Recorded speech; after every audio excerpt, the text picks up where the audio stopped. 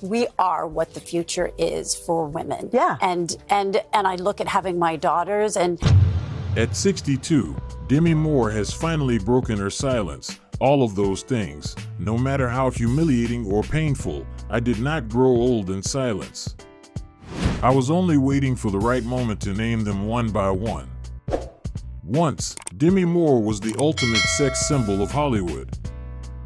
She was the fearless warrior in G.I. Jane, the dangerous beauty in Indecent Proposal, and the first woman in history to earn $12 million for a single role.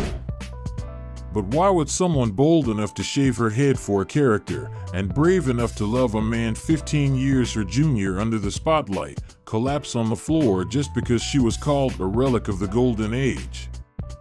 Who was the one that once sneered, "She has the body but no soul"? Who was the man who promised, "I'll stay with you forever," only to walk away when she broke down in the depths of drug addiction? And why, only now at 62, does Demi Moore dare to tell her story? The story is about to begin, and you won't believe who the final betrayer is.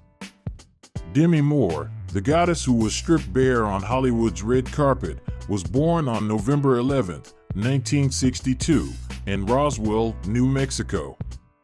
She was not born into a home, she was born into a nightmare. Her childhood was marked by an alcoholic mother, scars of abuse, and a family that changed husbands as easily as changing clothes. At 15, she dropped out of school. At 16, she was already struggling to support herself. And by 18, she stepped into Hollywood like someone who had nothing left to lose. Yet Demi Moore did not rise by playing it safe. She chose to break the mold. With Ghost, 1990, she made the world cry over a spirit who could not touch love. And with Striptease, 1996, she once again challenged every standard, proving her courage in the unforgiving world of Hollywood. Demi Moore once set the media on fire, not simply because of nudity, but because she dared to bear it all and still remain in control. With G.I. Jane, she shaved her head not just for the role, but to prove, if I were a man, I would be celebrated.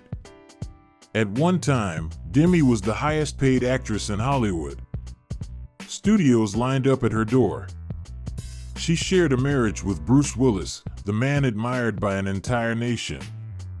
But the glory did not last. Everything began to crumble. The media smeared her as a woman obsessed with power and terrified of aging. Directors labeled her difficult, no longer fit for family audiences. Roles slipped away at the last moment because she was no longer box office material. And worst of all, the very same people who once toasted her at award shows and smiled beside her in glossy promos were the ones who helped bury her. She fought battles with alcohol and drugs, and was eventually hospitalized for emotional exhaustion after being betrayed by Ashton Kutcher, the man 15 years her junior, inside the very home they had built together. Demi Moore once had everything, and then lost it all. But there was one thing she never lost: memory. And at 62, instead of writing a memoir, she wrote a list, 5 names she swore never to forgive. And now, the first name is revealed. A man who once called her a goddess, then turned her body into a commodity for his own glory. The first betrayer, the man adored by everyone except her, Bruce Willis. In 1987, Demi Moore met Bruce Willis, just months after ending her relationship with Emilio Estevez. They fell in love quickly, married even faster, had 3 beautiful daughters, and became Hollywood's golden couple. To the public, they were the perfect picture of happiness, a flawless balance of fame and family. But to Demi, it was a marriage with a man who could make her melt and then leave her frozen. For 13 years as Bruce Willis's wife, Demi Moore sacrificed countless career opportunities just to hold the family together. She turned down major roles, stepped back from the spotlight, endured lonely nights while Bruce filmed far away, and listened to rumors about private parties she was never invited to. She once admitted bitterly, "I was the only woman who loved Bruce before the whole world did."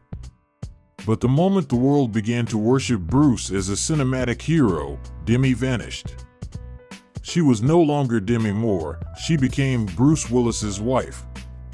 The most painful moment came when they starred together in Mortal Thoughts, where she played a wife interrogated about her husband, portrayed by Bruce. The fear in her eyes was not just acting. It was real. On screen, she kept the secrets. Off screen, she swallowed the tears. In 2000, the marriage ended. The media called it an amicable split.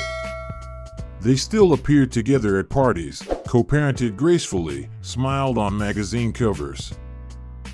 But no one knew that just months after the divorce, Demi was hospitalized for emotional exhaustion, haunted by a single question looping in her mind: who was I married to for 13 years? A husband or a demon? When Bruce went public with a new relationship only weeks later, Demi finally realized the man the world adored had never truly been hers. She fell apart. In 2022, when Bruce's aphasia and dementia diagnosis brought the nation to tears, Demi stayed silent. But in her private notebook, one sentence was scribbled: "I don't hate him for leaving me. I hate that he made me believe love was enough." With Bruce Willis, Demi Moore lost her faith in marriage.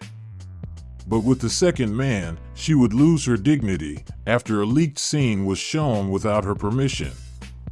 The second betrayer, the boy she had raised, who turned against her, was none other than Ashton Kutcher. When Demi Moore went public with her relationship with Ashton Kutcher, a handsome actor 15 years her junior, Hollywood erupted. Some called it the greatest midlife rebellion. Others mocked her, saying she was just clinging to youth. But Demi believed it was real love. They posed hand in hand, beamed on red carpets, standing side by side as a living statement against society's judgment.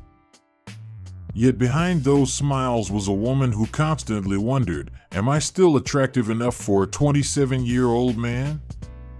Demi began to change. She starved herself on extreme diets, trained until exhaustion, endured painful cosmetic surgeries, all to hold on to one thing: the gaze of the young man she called her husband. But there was one thing she could not fight: time. In 2011, the world was stunned when headlines broke Ashton Kutcher had spent the night with a 22-year-old woman on their 6th wedding anniversary. Demi said nothing. She simply withered away. Less than 4 months later, she was hospitalized for both physical and emotional exhaustion. In truth, Demi Moore's heart broke not on the red carpet, but in the quiet of her home, after one text message on Ashton Kutcher's phone: "You were younger. You make me feel my age." Their divorce was silent, but that silence became the graveyard of Demi's dignity. Online, she was mocked as the pathetic cougar, the ghost of jealousy, the poster child of midlife failure. Ashton moved on. He married Mila Kunis, had children, and reinvented himself as Hollywood's perfect family man. But Demi never forgot. In her memoir Inside Out, she confessed, "I don't hate that he cheated. I hate that I changed everything to keep someone, and still got left behind like I was never good enough to begin with." With Ashton Kutcher, Demi didn't just lose a marriage, she lost her sense of self, and nearly her life.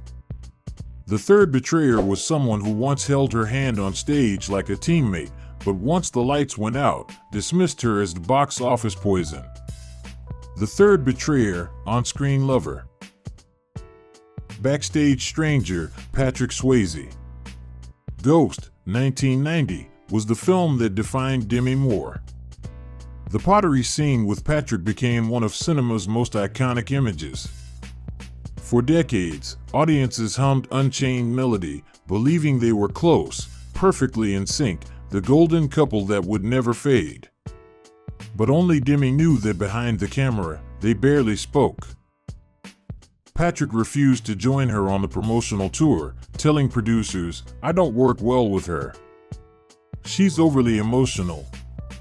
After the film's massive success, Demi tried to stay connected. She wrote him letters, she left him messages, but Patrick never responded. In a 1992 interview, when asked about her, he coldly replied, "We worked well on screen. Off screen, there's nothing to talk about." Demi wasn't angry, but she felt invisible, erased from the memory of the man the world believed was her soulmate. And when Patrick died of cancer in 2009, she sent flowers quietly. No public tribute, no shared farewell, just one line written in her journal: "The most beautiful scene of my life was shared with someone who only saw me as a role, not a person." The fourth betrayer was a hero on camera, but a silent judge behind the scenes, Tom Cruise. In 1992, a few good men gripped America in suspense. Demi Moore stood shoulder to shoulder with Tom Cruise and Jack Nicholson as Lieutenant Joanne Galloway, the lone woman on the front lines of military justice. Audiences saw a powerful trio. Demi felt like the extra wheel. On set, Tom was professional, but utterly cold. No eye contact. No encouragement. Not even a single group meal. And when the camera stopped rolling, he cut off contact completely. At first, Demi didn't take it personally. Until, 2 years later, in a 1994 interview, Tom Cruise said of his female co-stars, "Some people try too hard to prove they're strong. Real strength," Tom Cruise once said, "comes from control." Demi knew those words were meant for her. When A Few Good Men earned Oscar nominations, her name wasn't mentioned. And when reporters asked, Tom simply smiled and said, "I'm not sure how much of a role she played in the film's success." Demi once believed Tom was an icon. But after all that happened, she realized he wasn't a teammate. He was a judge, and she was always the one on trial. "He never shouted at me like Jack Nicholson did," she recalled. But his gaze, that was a courtroom. With Tom Cruise, Demi didn't just lose recognition. She lost the right to stand as an equal. And then came the final betrayer. The fifth face. The man who turned her into a fantasy for an entire generation, Rob Lowe. About Last Night, 1986, was the launchpad that made Demi Moore a star. But to Rob Lowe, it was just another romantic movie with steamy sex scenes. Demi worked tirelessly during filming, desperate to prove she was more than just a pretty face. Rob, meanwhile, spent his nights in the makeup room with fans, treating their intimate scenes as nothing more than entertainment value. 2 years later, when Rob's sex tape scandal erupted in 1988, the media swarmed him.